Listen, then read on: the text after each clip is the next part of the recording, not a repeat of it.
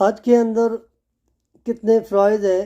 حج کا جو پہلا فرض ہے وہ احرام کا باندھنا ہے، اور احرام کے اندر نیت کا ہونا ضروری ہے۔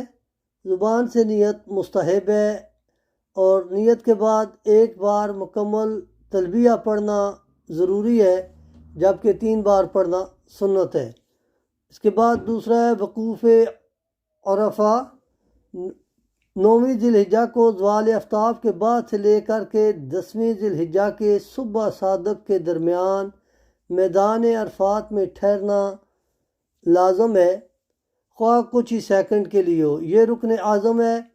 اگر کسی نے اس وہاں پر قیام نہیں کیا تو اس کا حج نہیں ہوگا۔ البتہ 9ویں کے غروب آفتاب تک عرفات میں ٹھہرنا واجب ہے۔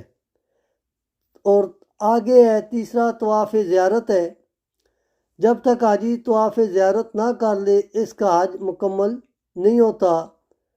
حالانکہ طواف زیارت اگر بندہ نہ کرے تو اس کے لیے بیوی بھی حلال نہیں ہوتی۔ اس کا وجوبی وقت جو ہے 10ویں ذی الحجہ کے سورج طلوع ہونے سے لے کر 12ویں ذی الحجہ کے سورج غروب ہونے تک کا یہ وقت مقرر ہے۔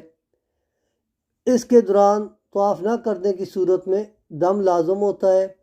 اور چوتھا ہے اس کا فرائض کا ترتیب کے ساتھ ہونا، اور پانچواں ہے وقت کے اندر ہونا، اور چھٹا ہے ان کے اپنے اپنے مقامات کے اوپر ان کو ادا کرنا۔